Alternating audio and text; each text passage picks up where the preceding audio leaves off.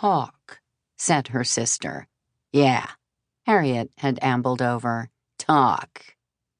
From the way the plump orange and white cat was licking her chops, Becca suspected she'd been cleaning the breakfast dishes rather than her luxurious fur. Still, if she was going to trail Becca, Clara had to rally her sisters to her side and fast. "I think this has to do with that man she was out with the other night." This was for Laurel, whose tail lashed once, back and forth, in interest. "He's been texting her, though it could be a shopping trip." That was for Harriet. But the plan almost backfired. Wait a minute. Harriet wasn't usually that quick on the uptake, but when food was involved, she didn't let much get past her. "You're just saying that." "Look, if you want to join me, you can." Already, Becca's footsteps were growing fainter.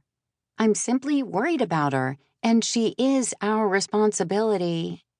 Harriet looked at Laurel, and Laurel stared back. Clara held her breath, whiskers trembling.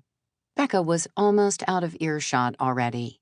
But the little calico had hit on the one truth that all real cats know.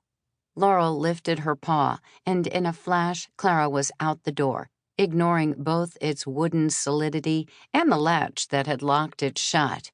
"Make sure she brings back treats," Harriet called after her youngest sibling, but she was already gone. Quickly fading her orange patches to gray, Clara did her best to blend in with the morning's shadows.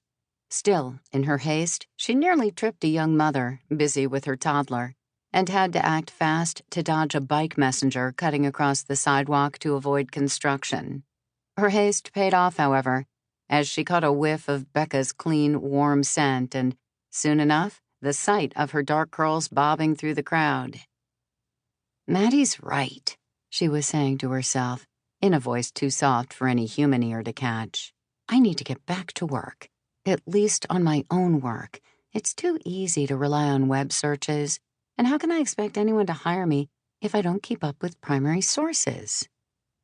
Her musing and her stride were cut short by the buzz of her phone, for although the young woman kept up her jaunty pace as she fished the device out of her pocket, a quick glance at the screen stopped her cold. "No!"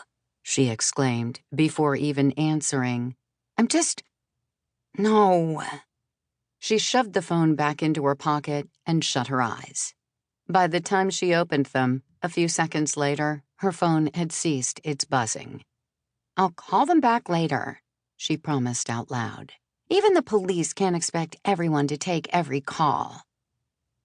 But it was with a more tentative step that she set out. And when a car drove slowly by, she stopped once more. Black and white at its ends, with a slash of gold in the middle. It resembled nothing so much as a calico like herself, Clara thought. Only the sight of the vehicle, or maybe it was the words written on its side, had Becca gasping. "They can't!" She paused, her thought unfinished, and turned slowly to check out the road behind her.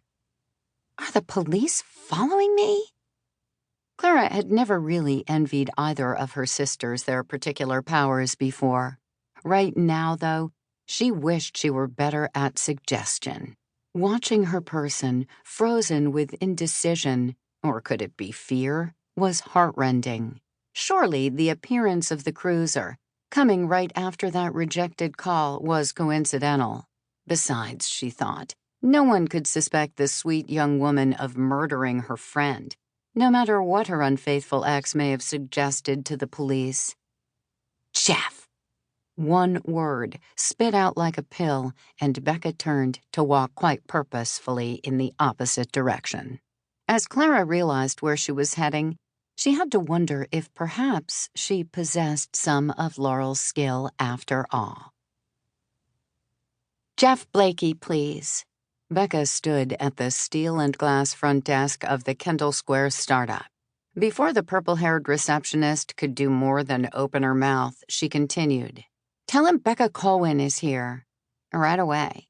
The receptionist, who couldn't have been much more than Becca's age, bent over the phone and turned away as much as she dared.